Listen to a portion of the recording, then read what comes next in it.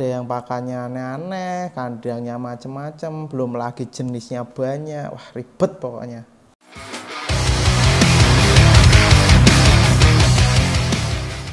Oke teman-teman, selamat datang di channel baru saya. Ini namanya Aura Kanari. Kita di sini akan fokus membahas tentang kenari. Ya, dari judulnya kita udah tahu ya, teasernya tadi ya, itu kelihatannya kok ribet sekali ya pelihara kenari. Apa betul seperti itu? Nah, untuk teman-teman yang baru pemula, saya akan menjelaskan dari awal hingga nanti sampai akhir apa yang diperlukan dan apa yang harus kita lakukan untuk memelihara kenari. Terutama untuk teman-teman yang belum punya kenari tapi akan punya kenari karena bosan dengan burung yang lain. Oke, kita simak videonya. Untuk yang pertama, tujuan dari teman-teman untuk memelihara kenari itu apa dulu? Sebagai gantangan, untuk rumahan, atau untuk ternak.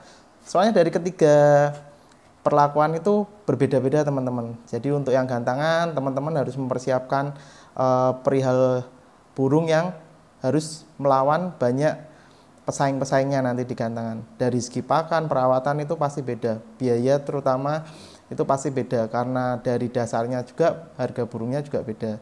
Yang kedua untuk rumahan aja teman-teman. Nah teman-teman kalau untuk rumahan budget kalau di Semarang 350 sampai 500 lah, itu udah dapat istilah gacoran untuk di rumahan.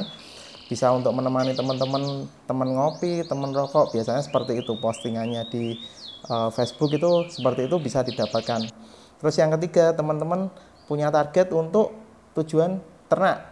Nah, itu juga persiapannya juga beda, teman-teman.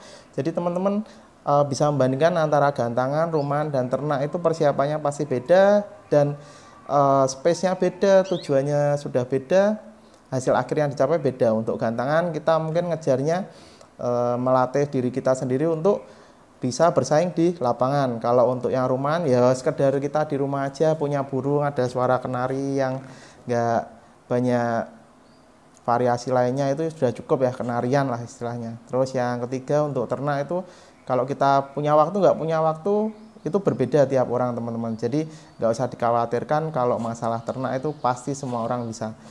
Oke, kita lanjut yang kedua teman-teman.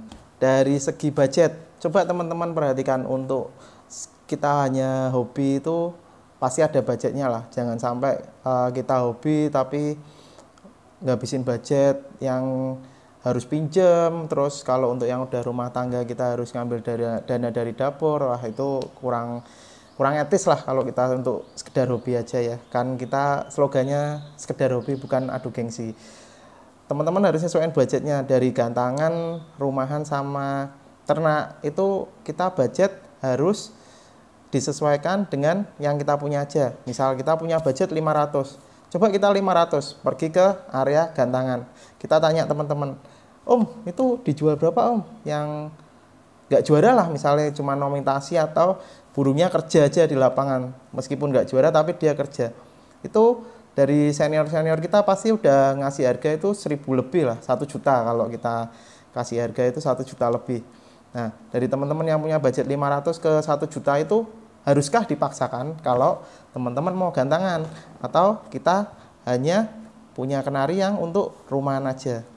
Intinya dari sini kan teman-teman mau dengerin suaranya atau harus fokus ke ambisi di gantangan untuk pembuktian bahwa burung yang dimiliki teman-teman itu bisa bersaing di lapangan. Beda lagi dengan ternak. Misalnya ternak 2 ekor, pasti kan butuh jantan dan betina. Budget 500, kemungkinan besar masih tetap bisa dapat. Kalau untuk rumahan kita carinya yang gacoran, 500 itu sudah sama hotelnya. Jadi teman-teman nggak perlu cari kandangnya lagi. Biasanya ada yang jual 1 set. Kadang yang bosan itu bisa 350 sampai 500.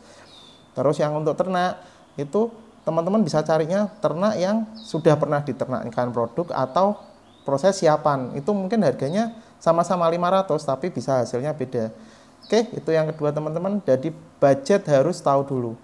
Oke, kita lanjut yang ketiga. Jenis-jenis kenari. Kalau di sini saya rangkum jadi 3 jenis saja ya. Untuk serian F, serian YS, sama lokal. Jadi ketiga kenari ini itu punya segmen pasar yang berbeda. Di gantangan pun mereka bisa tampil semua. Tapi kalau saya lihat yang untuk seri lokalan itu jarang-jarang diangkat ke gantangan. Kalau kita bawa pun kita ajukan, itu mungkin dari juri ada penilaian yang lebih dari seri F dan YS. Untuk ketiga jenis ini kadang kalau orang yang punya rencana untuk ternak, punya serian F atau YS lokal, itu bisa di hibrid.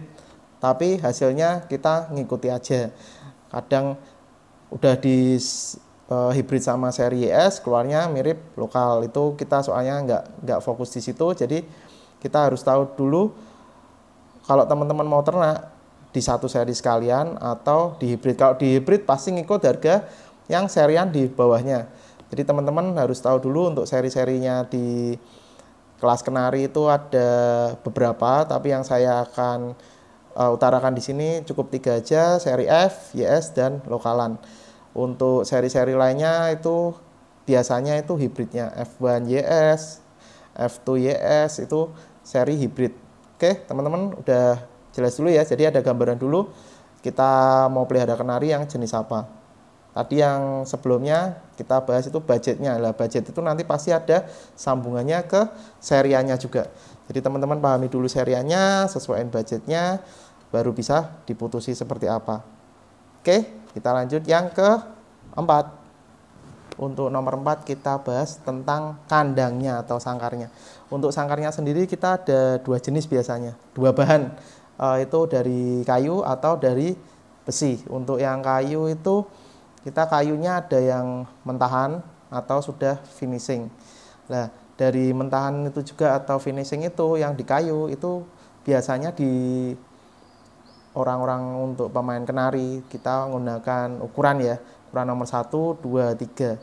Untuk tiap merek ukurannya itu paling-paling selisih sedikit lah untuk ukuran kenari. Misalnya yang nomor 3, 2, atau 1, kalau untuk gacoran di rumah punya 1 aja, itu nomor 2 sudah cukup. Sekalian kandang besar, kita nggak perlu sering umbar kalau nggak punya umbaran. Kalau punya umbaran lebih bagus tetap diumbar. Terus untuk yang kedua, yang bahan dari besi ya. Untuk dari besi itu sangkarnya kita menggunakan sangkar bulat atau ram.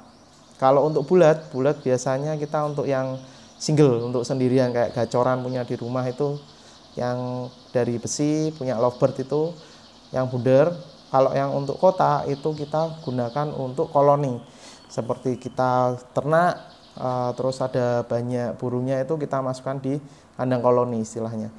Jadi kalau saran saya, kalau kita punya 1 atau 2 itu lebih bagus sangkar kotak yang nomor 2. Itu jadi untuk burung geraknya lebih leluasa, nggak terlalu pikiran untuk diumbar.